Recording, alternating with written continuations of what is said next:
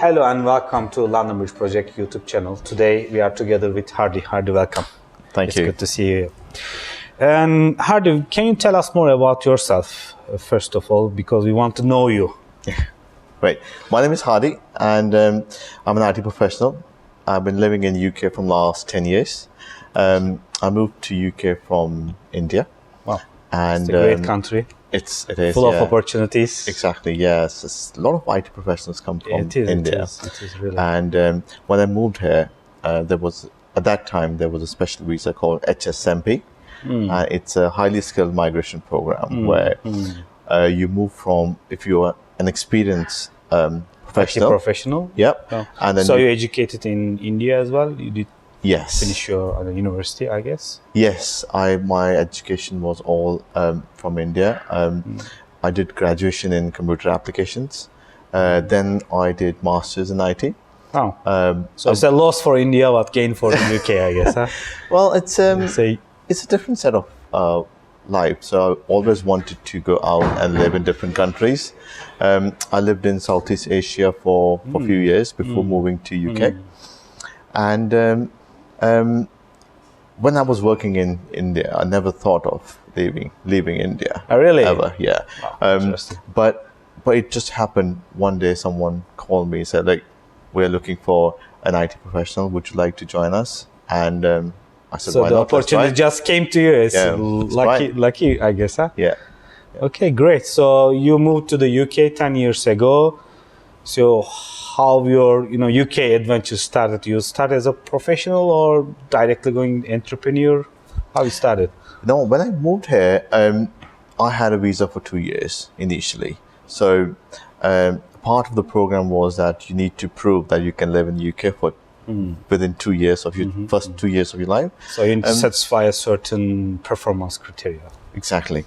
So main aim was to sustain a job first of all in the UK. Yeah.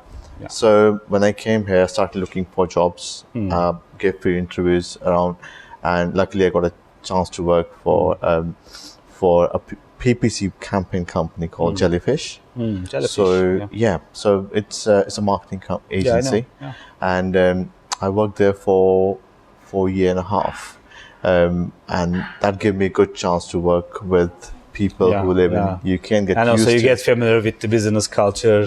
Exactly. And the life in the UK. Was it hard to get familiar with it, or? Well, I think since I've worked with international clients before, it wasn't that India, so while I was working in India. That gave me so the experience working with multinational companies in India gave me a chance to get settled quickly in the UK. Oh, great. So I would say working with an international company is a boost. Before coming to UK, because you are used to these communication style, the way different approaches, different understanding, not only English speaking, but also culturally. Exactly, jokes are even different. Yeah, it was what, about 10 years ago now. Wow, I moved to UK in 2007. Great. So how you become an entrepreneur, how your story has started. I know you are running a very successful IT company, but how you started at a very early stage. Yeah. So I always had in my mind to start my own company when I started working. It's just about getting used to the environment first of all. So while working with Jellyfish, I got really good exposure of working with different clients, and so you see what they are looking for, you understand the needs, understand the needs. Great.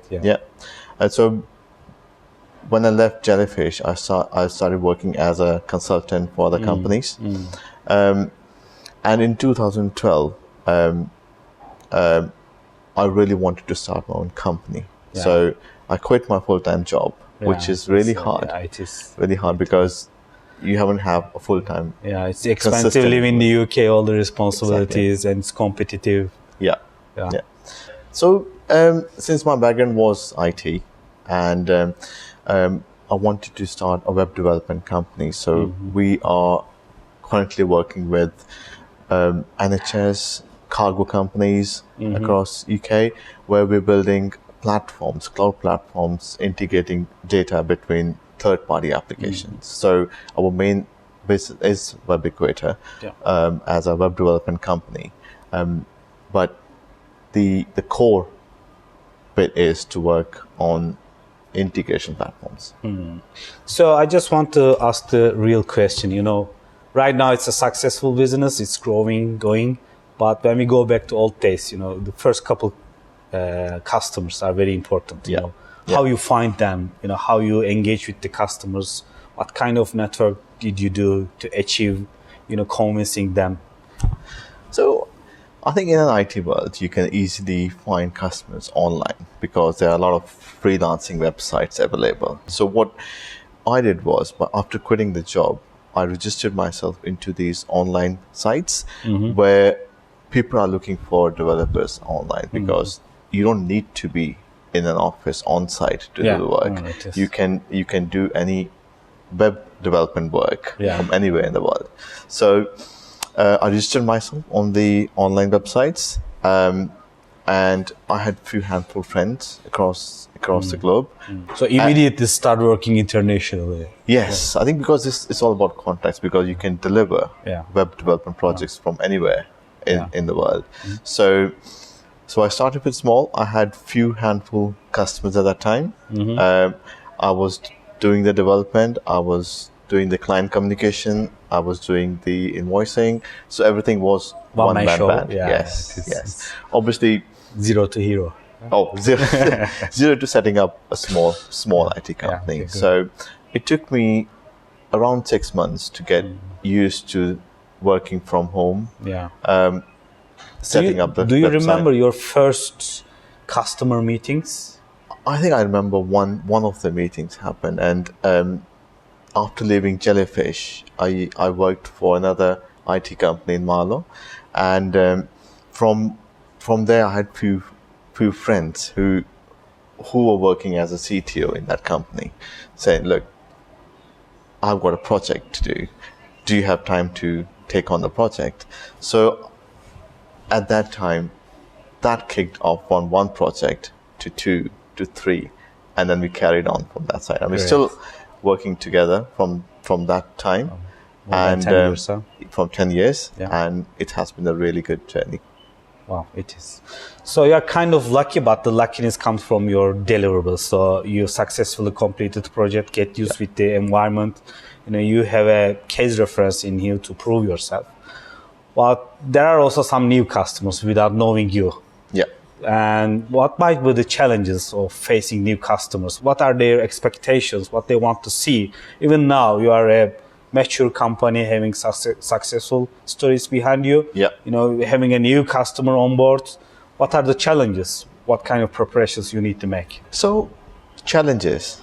I think the main challenge is understanding the requirements from the customer, because once you understand the requirements, it's easy to deliver it.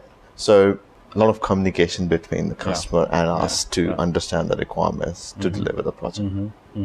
So when you're communicating the customers, as the UK is a purely international country, there are people from everywhere. So does it make any difference to work with the different guys? It depends upon the requirements as well, because sometimes customer knows what they want to build, but if the requirements are not clear enough, then you need to have more meetings with the customer to understand what they want to deliver. I personally don't see any issue in terms of working as different cultural backgrounds, because if someone is settled in the UK and they know how things work in UK, then it's easy to communicate with them. Let's think about the new company who are settling in the UK and start doing business in the UK and selling their product or services. How they go in front of the customers or candidates? So I think the main thing is communication, knowing the environment, knowing the setup, how UK works. The main requirement, which I think to work in UK, is knowledge of your domain. If you know in-depth knowledge, you have knowledge around it, then you can easily get settled in UK. Okay. Thank you, Hardik. Thank you for all the information and sharing your experiences with us. Great. We are very happy to have you in our channel. Thank you. Thank you for watching us and joining our channel.